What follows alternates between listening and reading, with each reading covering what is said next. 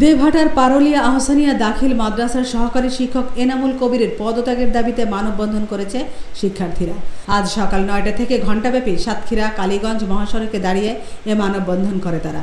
মাদ্রাসার বর্তমান ও সাবেক শিক্ষার্থীদের অংশগ্রহণে মানববন্ধনে বক্তারা বলেন, আন্দোলনতে বাচ্চারা এইভাবে আমার মাদ্রাসা ছাড়ের বিরুদ্ধে আন্দোলন করছে, যেহেতু এই বিষয়টা অনেক অভিযোগ আসছে। আমি গত সম্ভবত 15 তারিখে নতুন কমিটির মাধ্যমে মিটিং ডাকি।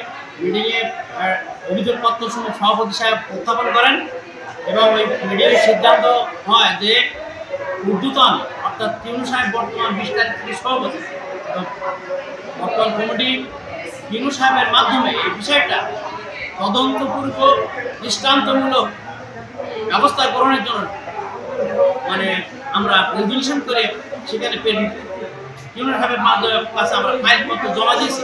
ইউনিয়ন সাহেব আমাকে আশ্বস্ত করেছেন বিষয়টা বিচার করে আমি আপনাদের ফয়সালা করিয়ে দিই।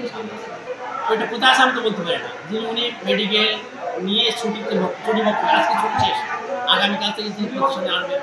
শেখ হাসিনার ক্ষমতায় থাকাকালীন সময় ভারপ্রাপ্ত সুপারের দায়িত্ব নিয়ে এনামুল কবির শিক্ষা প্রতিষ্ঠানে ব্যাপক দুর্নীতি ও অনিয়ম করেছেন। তৎকালীন জেলা আওয়ামী লীগের সাধারণ সম্পাদকের ভাইপো পরিচয় দিয়ে প্রতিষ্ঠানে ব্যাপক ক্ষমতার অপব্যবহার করেন। এমনকি শিক্ষক নিয়োগের নামে লাখ লাখ টাকা হাতিয়ে নিয়েছেন।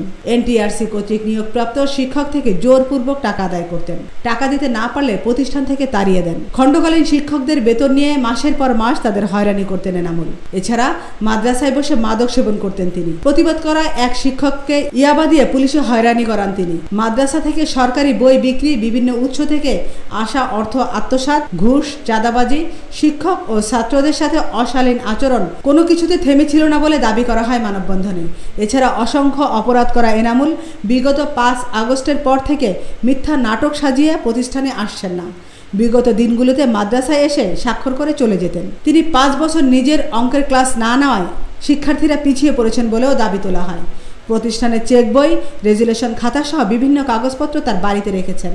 তাই অবিলম্বে এনামুল কবিরের পদত্যাগ চেয়ে রাস্তা অবরোধ করলে উপজেলা নির্বাহী অফিসারের প্রতিনিধি একাডেমিক সুপারভাইজার মিজানুর রহমান অনিয়মের বিরুদ্ধে ব্যবস্থা নেওয়ার আশ্বাস দিলে শিক্ষার্থীরা ক্লাসে ফিরে যায়। পরে উপজেলা বিএনপির সদস্য সচিব মহিউদ্দিন মোল্লা ও পারুলিয়া ইউপি চেয়ারম্যান গোলাম ফারুক বাবু এসে পরিস্থিতি নিয়ন্ত্রণে এনে সকল দাবি লিখিতভাবে উপজেলা নির্বাহী অফিসার বরাবর প্রদানের পরামর্শ প্রদান করেন।